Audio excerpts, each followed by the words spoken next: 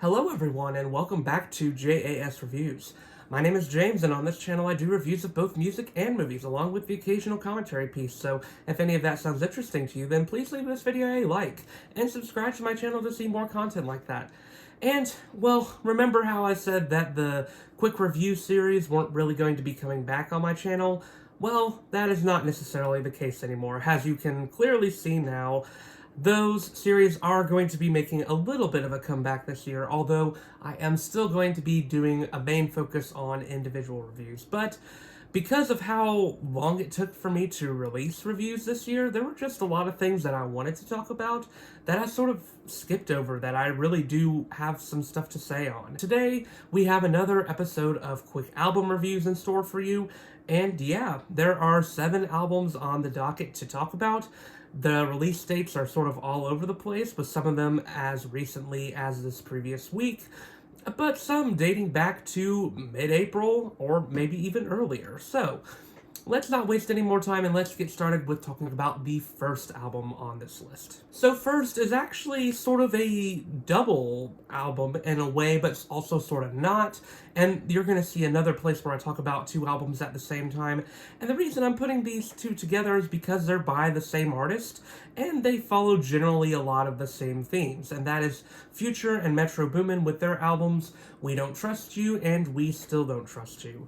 Now, I'll admit that I am not the biggest fan of Future by any means. I don't think he's one of the more interesting people in trap, although I understand that his influence is pretty wide-ranging. His style is a little bit too unengaging for my tastes, but I do see why certain people do like him. And I will say, after listening to these 2 different albums, I'm getting the appeal of him a little more. I actually generally enjoyed both of these albums to certain degrees, and they might be some of my favorite work of Future's to date. What I think is particularly intriguing about both of these albums is how they show 2 different sides of Future as an artist. The first album that came out in the year, We Don't Trust You, is much more in line with what you'd expect from Future, with his classical rap trap stylings, but I think maybe with a little bit more refinement in it, and a little bit more style, in my opinion. I had a pretty fun time with this album.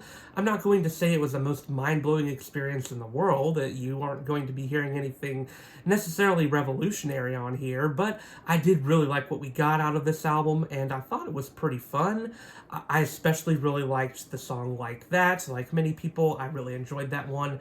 Kendrick's verse on that song is just really well done and a lot of fun. And of course, that song has sparked off a lot of different things this year in terms of beef between Kendrick Lamar and Drake in particular. I also really like pretty much every song on this album that features The Weeknd. I think the title track is pretty great, and the other song featuring him is really fun as well. Overall, I think this is a pretty enjoyable album. It does run a little bit long, in my opinion, but it's not without its good moments, and I had a generally good time with it. I'll give it a solid 3 out of 5 stars.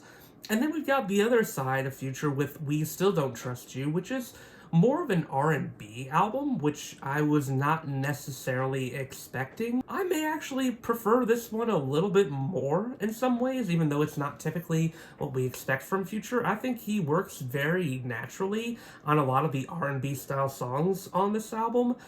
I even think that the Weeknd features on this one might be a little better, and he actually becomes a pretty frequent feature on this side of the album, which sort of makes sense with how it's styled. It very much so fits within the Weeknd's camp. And of course, on both sides of the album, I do have to compliment Metro Boomin's production. I think he generally has a pretty fun production quality, and he does a good job with building the songs. There are some really good songs, like We Still Don't Trust You is a pretty good follow-up to the original title track. I think All to Myself and Always Be My Fault are both great. Particularly Always Be My Fault in having this very gothic feel and featuring The Weeknd, and I really like how his vocals sort of play throughout the song. There's just a lot of surprisingly fun moments on this album that I enjoyed. And the second half, it sort of becomes a different album in the second half. It sort of becomes more what we know Future for, and it is sort of one big song, which is him flexing a lot. And I'll admit the second half doesn't really grab my attention as much because it does have some cliched lyrical moments and everything like that. But I did still generally like this album. I'm not going to say, once again, like We Don't Trust You, that it was particularly mind-blowing or anything, but for what it was a pretty good experience. So I'll also be giving this one a 3 out of 5 stars. Next up, we're making a total shift into metalcore and talking about a very new metalcore band to this year. I mean, they pretty much exploded onto the scene a little bit last year, but even in a bigger way this year. The band Avralize with their newest album, Freaks. I know not many people are familiar with this band, but man, I am so glad that I discovered them with their song Lotus. YouTube recommendations can really do some wonders sometimes, and this was a case where they really did that for me because this song was in my YouTube recommended feed, and I was so impressed by it. It is one of the most innovative songs I've heard in this genre in quite some time. It does so many cool things, and it's actually sort of a bit of a whiplash the first time you hear it, but in the best way possible. And man, the chorus in this song hits so hard. And that's not to say the rest of the album isn't impressive either, far from it. This band is doing a lot of cool things on their debut, and that so much so that it makes it a surprise that this is their debut album, because it feels like more of an album that a seasoned veteran band might try more than anything else. Songs like Higher and Alive just have these irresistible catchy qualities to them that make them so much fun, and they still have these wildly great metalcore moments that metalcore fans are really going to enjoy. And then there are songs that are just really interesting and innovative, like Canvas or Overdose. Canvas, in particular, is such a wild ride, and another huge highlight for me, especially with the saxophone and other instrumentation that appears at the end of the song. And Overdose incorporates some pop elements that actually work pretty well and don't feel obnoxious or overdone. This song almost reminds me of what I think While She Sleeps was trying to do on their album this year, but just done a whole lot better and in a whole lot more interesting way. I was so impressed with everything that this album did, and I have come back to it time and time again this year. There's not many negatives to this album at all. I would say that maybe Bright and Stab by Stab are the only ones that don't necessarily stand out to me in a big way. They're not bad songs by any means either. They're still both songs that I wouldn't necessarily skip. But this is a very strong debut album, and man, it makes me so excited to see where this band is going.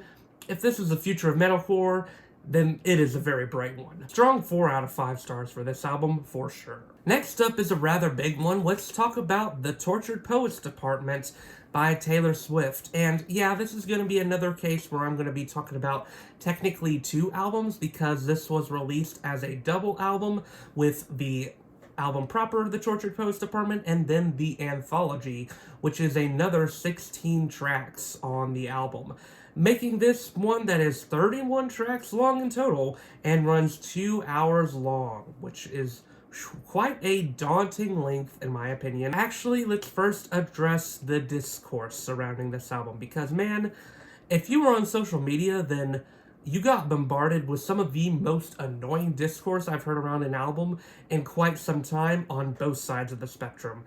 You had the critics who were praising this album as just immediately praising it as an all-timer masterpiece that was pitch perfect and was the definitive Taylor Swift album, which I just thought was just so over the top to have that reaction right away to an album. And on the same note, or you could say a different note, we had other people who were ready to just tear this album to pieces and calling it easily her worst. And maybe that's partly due to how overexposed Taylor has become in America. And yes, she has become overexposed. I think that's a fact that can't be denied. Her Eras tour launched her into superstardom. I think some people were letting that cloud their judgment with this album, especially in taking a lot of lyrical moments out of context and making them maybe look a little worse than they actually are. Now, that's not to say there aren't some cringy lyrical moments on here, because there are, but some of the ones that were picked out, in my opinion, if you put them into the context of the song, they work a little better. I think some of them are actually meant to be purposefully cringy and self-aware. But nevertheless, I did try to go into this album without thinking about all that social media discourse. It was sort of hard to get that out of my head after seeing all of it. But nevertheless, I came out of it with, I think, a fairly balanced perspective. Now, I'm not going to say that one way or the other this album is like a masterpiece or that it's the worst thing I've ever heard. It lies somewhere in between for me. I think the first part of the album, the Tortured Poets Department proper, is sort of average, and then the Anthology is actually pretty good. I really do not care a whole lot for the first album. I think it is pretty uninteresting and gets pretty dull in places, but that's not to say there aren't some good moments on it, like Florida with Florence and the Machine. It's just such a huge burst of energy on an album that can be decidedly pretty downbeat, and purposefully so for the most part, but I really like the huge burst of energy that Florida provides. I also, controversially, don't mind Who's Afraid of Little Old Me. I think this song actually does better at Taylor playing into satirizing her dark persona better than Reputation ever did. This song feels like the more mature version of that, because I feel like if you look in the lyrics, there is this sort of realization that she's not really that scary, even though she's saying that you should be afraid of me. There's still this subtext going on in the song that I think makes it more self-aware than some people are realizing. I also think I Can Do It With a Broken Heart is a pretty interesting one, although Jack Antonoff's production on it is a little annoying. I do like the concept of the song, and I think this is one where she's calling out the fans and her critics pretty explicitly, and maybe more explicitly than she ever has in some ways. You could also say that for this song, But Daddy I Love Him, which is just such a sort of pushback at all the criticism that she got for dating Matty Healy. I think a lot of that criticism was warranted, but I sort of appreciate how much she leans into it on this song and sort of plays around with it. But there are definitely some not so good moments on this album as well. I think the Tortured Poets Department, the title track, just is too pretentious and eye-roll worthy for me to really care about it at all. It's easily one of the weakest moments on both albums. And I get part of the point is that it's supposed to be pretentious, but that doesn't really make me like it anymore. I don't think even the self-aware moments on it work. Love of My Life is a pretty dull as dirt ballad, I hate to say. I think it has some good lyrical moments in it, but it just does not grab me at all. Unfortunately, on this first part of the album, I do think a lot of it blends together a little bit too much, and I will admit that Jack Antonoff's production on this isn't as interesting to me as on Midnight's. There are still some cool moments that happen here and there, but it just doesn't really stick out to me a whole lot. I'm not going to say it's like a sin against humanity, like a lot of people seem to think Jack's production is. I just feel like maybe Taylor's arriving at the end of what she can do with Jack's production, and if anything, she sounds a lot more interested on production with Aaron Dessner, which is what the Anthology shows. I find it to be just a much more interesting part of the album, and I think it's a lot more vulnerable as well. I mean, starting off with The Black Dog is a very bold choice, as it shows Taylor not being the most likable person, but I sort of like that she's just laying that bare on the song, and the sort of intense guitar that appears in the song is unexpected, but a nice surprise. I also think the manuscript, man, the closing track is one of the most heart-wrenching things that Taylor has penned, and may well be the best moment on either album in general, in my opinion. I just really like what this song does, and I think it sort of shows how Taylor Swift has lost control of her own narrative in some ways, and that she's realized that a lot of her narrative belongs to the fans now, and she can't really avoid it. I also think that I Hate It Here, surprisingly, isn't that bad of a song, even though it has that line that a lot of people are criticizing. It contextualizes it by talking about the dangers of holding on to nostalgia. And I think it's interesting in that regard. So High School is probably one that I don't like as much, however. This one is very cheesy and seems like the songs about Travis Kelce might be the least interesting on this album. The Prophecy is also just a great track. I think this one is another one where she's being very vulnerable and once again shows that Aaron Dessner's production just complements her a lot better, I think.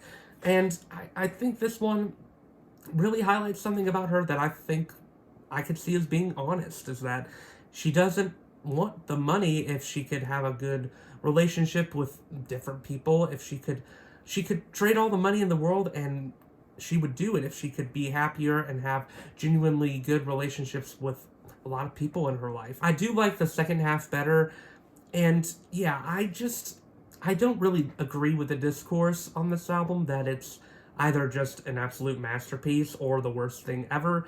I do think it lies somewhere in between, and yeah, I just don't have anything else to say besides that. So I'm going to be giving the Tortured Poets department, the album itself, a 2.5 out of 5, whereas I will give the Anthology a 3.5 out of 5 stars. Okay, next up, I'm going to be pretty quick about this one because I feel like my opinions on this album are pretty simple, and that is Deeper Well by Kacey Musgraves.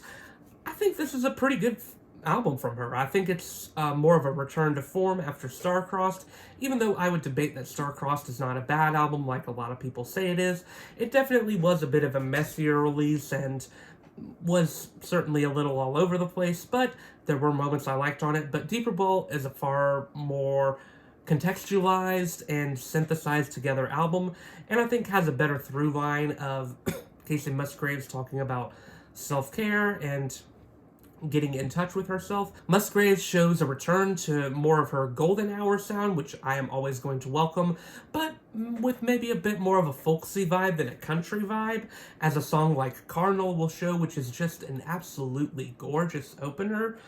And she even shows that folksy vibe in a bit more of campy ways, like on the song Anime Eyes, which is very over the top in terms of it being a love song, but I can't help but find it very charming. And then there's more simple moments on this album, like Too Good to Be True or Sway, that still manage to find some absolutely gorgeous moments in the midst of their simplicity. Other highlights for me include Jade Green, which is probably my favorite on the album. I mean, man, I love the chorus of this album, and Kacey feels so confident on this one. Or Lonely Millionaire, which has an interpolation of Jid that is so out there and unexpected, but works very well in a surprising way on this album. Now, not every moment is perfect on this album. I do think it can be a little lethargic in places. There aren't many upbeat moments, but that's also sort of something we've come to expect from Kacey Musgraves ever since Golden Hour, so it's not necessarily a surprise.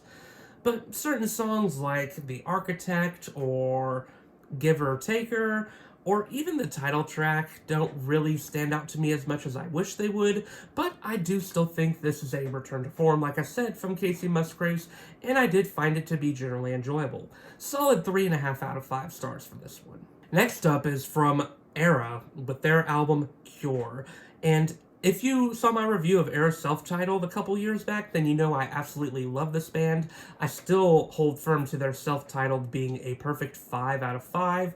Just such a wildly good album from them that showed them embracing and combining aspects of their old sound and their new sound together for what is one of the most fun Gentoo metalcore albums I've ever heard, one of the best and one of the most innovative in the genre. Now, Cure is a very interesting follow-up to their self-titled. It's not as, I would say, catchy as their self-titled. It doesn't have necessarily as many of those hooky choruses, and it's definitely not as intense as their self-titled either. It's much more of a vibey album where tracks sort of naturally flow into each other, but I don't think it's a bad change at all. And in fact, I'm glad that ERRA didn't just pursue all the same stuff that they were doing on their self-titled. I think this album is pretty great in its own right. It's not the self-titled, but it was going to be hard to match up to an album of that caliber in the best of circumstances, and I still think this album did a great job. This one is pretty close in quality to Drift for me, and in fact, I would say that's the album I would most easily compare it to. It definitely has that feeling of drift where it has these moments where it sort of just flows through its atmosphere and lets you live in that atmosphere. Songs like Blue Reverie or Idle Wild are perfect examples of that. Or especially Into Excess, which is one of my favorite ERRA songs at this point, probably. That chorus is just unbelievably gorgeous. But this album isn't without its intense moments. The title track, Cure, is superb and probably the one that could most closely fit on the self-titled album along with Pale Iris, which were fittingly two of the lead singles for the album. But I love the dark atmosphere of the title track in particular and the sort of dissonant vocals that Jessie has in the chorus, along with a very dark guitar riff. And then Slow Sour Bleed comes in and gives a totally different vibe for ERRA with this sort of techno vibe to it that reminds me of Northland in a way, but maybe a little more genty in some ways. I would love to see ERRA do something like this again because they excelled, especially with JT Katie just screaming out that chorus in a very fun way. You even see ERRA sort of showing off their side project capabilities, as Past Life Persona reminds me a lot of Ghost Atlas, whereas Crawl Backwards Out of Heaven sort of reminds me of Texas in July, both of the band members' side projects, with Ghost Atlas being Jessie's and Texas in July being JT's, and I like that they sort of bring out those projects in this album. Now, I don't really have that many critiques of this album, honestly. I did really enjoy it. I think Wave is a great way to end the album, and I guess if there were any particular songs that didn't stand out to me, maybe Rumor of Light is not the most interesting second track to have, even though there are moments I like in it. And Glimpse, while I think is a cool moment to mark the middle half of the album, doesn't necessarily stand out to me in any particular way and isn't one that I would necessarily see myself returning to.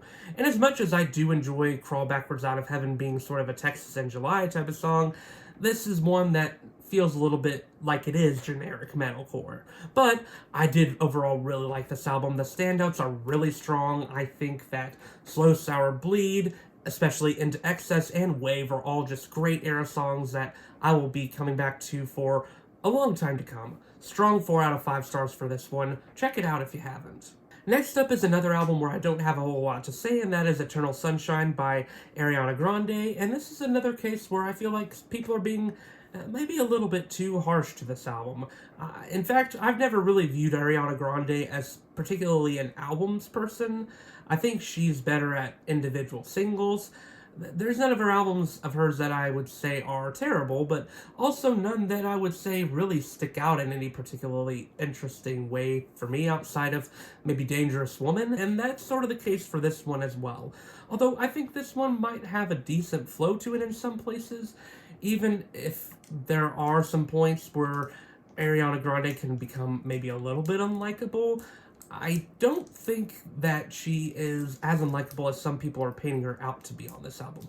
Yeah, there are some places where I guess you could say she embraces herself as a villain. Yes, and is probably the clearest example of this, and definitely one of the least interesting on the album. The case on True Story, although True Story plays with it in a little bit more of an interesting way and saying that, yeah, if you want to believe the story this way, then I guess you could. If you want to make me the villain, then I suppose you could. And that makes it more intriguing in that context, is that she's willing to play the villain even though she doesn't want to, because that's what people are seeing her as. And there are some really good pop moments on this album where I think the pristine production helps make them really catchy and go off, really. I think Supernatural is a great example of this and easily the best song on the album. That chorus just really hooks its claws into you in a great way. I also really like We Can't Be Friends, and I like how it sort of embraces the poignant tragedy of the song. And Ordinary Things is such an interesting way to end the album, with Ariana Grande's grandmother sort of providing some advice on relationships that feels like something that is in some ways the centerpiece of the album, and I think a pretty powerful way to end it off. But I will say that this album, it didn't really stick with me a whole lot outside of some of those really good moments. Songs like Bye or The Boy Is Mine or even the title track, unfortunately, didn't really stand out to me a whole lot, and some of them came across as more annoying than anything, especially The Boy Is Mine. But the more quiet, restrained moments were what really caught my ear. Like, I Wish I Hated You, which is just a really heart-wrenching song. But overall, I did find this album to be fine, just not one that I see myself returning back to a whole lot. 3 out of 5 stars for this one. And finally, let's end off with Beyonce's Cowboy Carter, which was an album that promised to see Beyonce go country, but of course, the country was in a way that only Beyonce would do, and it definitely embraces some pop as well. I like how she looks at a lot of different eras of country, and that she does some interesting things with them. I'm not going to say this is the best country album in the world, but I think it's pretty good for what it does, and the messages in it feel pretty powerful and relevant. American Requiem, which is a great way to open the album and sort of establish a lot of the themes going on in it, or Yaya, which is so much fun. I love Beyonce's raw vocals on this song, and the samples that she uses in it are really great and well inspired. I think this one could end up being one of my favorite songs of the year. I just like it that much. And then Two Most Wanted with Miley Cyrus is a song that should be a hit. I'm just amazed that it hasn't caught on yet. There's just a lot of great moments on this album, and even though it's 27 tracks and 78 minutes long, it didn't really feel like a slog to get through, because I think it just stays consistently interesting. There's a lot of fun stuff going on in here. Now, maybe some moments don't really work for me, like the cover of Jolene, Dolly Parton's iconic original, just is going to be hard to be topped, and I'm not sure I really vibe with the lyrical changes, although I suppose they make sense for Beyonce's persona. They still sort of take away some of the weight of the original, but I did find this album to be generally enjoyable. Yeah, it does run a little long, and if some tracks had been cut, this probably would have been a little bit more of a seamless experience, but I did have a fun time with this. Solid 3.5 out of 5 stars. So yeah, that ends this episode of Quick Album Reviews. What were your thoughts on any of the albums I talked about? Let me know in the comments down below. And once again, my name is James, and I talk about both music and movies, along with the occasional commentary piece, so if any of that sounds interesting to you, then please leave this video a like, and subscribe to my channel to see more content like that. But until then, I will see you on the next video.